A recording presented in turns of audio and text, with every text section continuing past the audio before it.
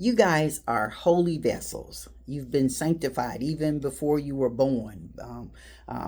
I would even say prior to you being conceived, God had a plan for each one of you. And I know everybody says that all the time about God having a plan, but I want you to look at your life. Each one of y'all know that y'all have had exceptional favor.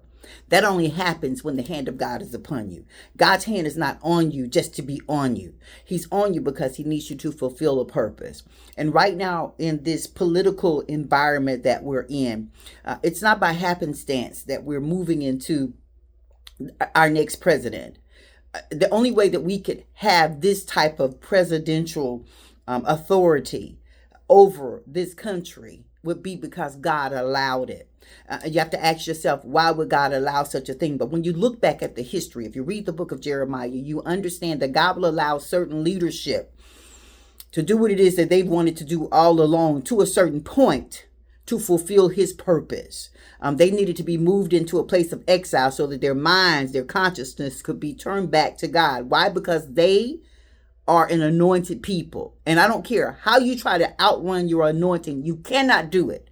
The issue is that you must fulfill the purpose of the mantle that was placed upon you. I don't care who you join yourself with. I don't care how you try to transform who you are.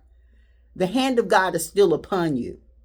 And he will require that you fulfill his purpose if you're going to continue to live and breathe and have your being. So what I'm saying to you as a family is that during this time that we're about to go into, it's going to seem really tumultuous around us. But in the place where we are, because of the hand of favor and grace upon us, it won't appear to be as tumultuous. But here's the issue. That peace is for a purpose, which is why I said to you guys when I text you all in the family chat, sanctify your mind. Sanctify your mind. You know how to sanctify your mind. You know how to put away alien gods. You know what to do. You know what I'm talking about.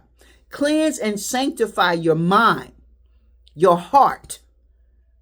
Ask the Lord to create in you a clean heart, renew a right spirit within you. Don't get distracted by everybody else's faults. Yeah, they got them, and they'll make us fuss and be irritated with them. But how about let's look in at our faults and ask God for the anointing of grace to transform our faults so that we can rise to a higher level.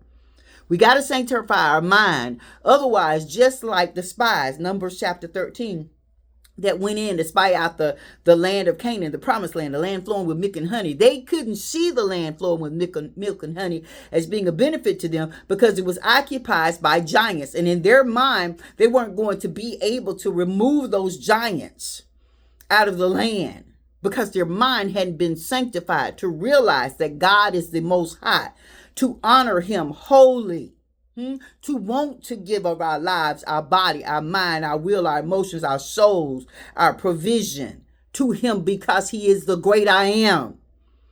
They hadn't sanctified their minds to focus on God, that he is their shepherd and they shall not want. He is their protection and that his hand is upon them so that evil may not grieve them. They hadn't sanctified their mind. So when they looked at the situation, they just saw the circumstances. They just saw all the characteristics of the situation. They couldn't see beyond that or above that.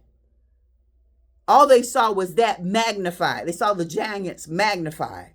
But God said he had already removed the strength of the giants.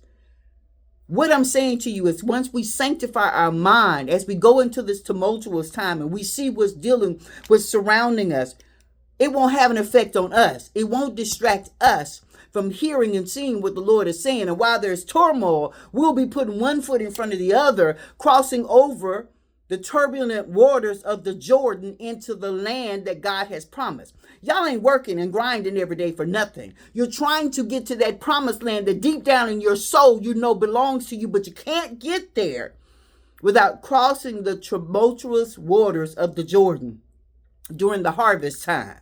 It's harvest time, but we got to get past those tumultuous waters onto the other side so that we can not just cross over and be there, but possess the land of promise. That's what I was saying to you guys in the family chat.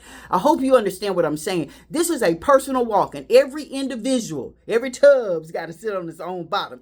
Every individual has to sanctify their own mind. Me sanctifying my mind is not what it's going to take for you to sanctify your mind. Each individual has a sanctification process. I hope you understand what I'm saying. I love you. Blessings.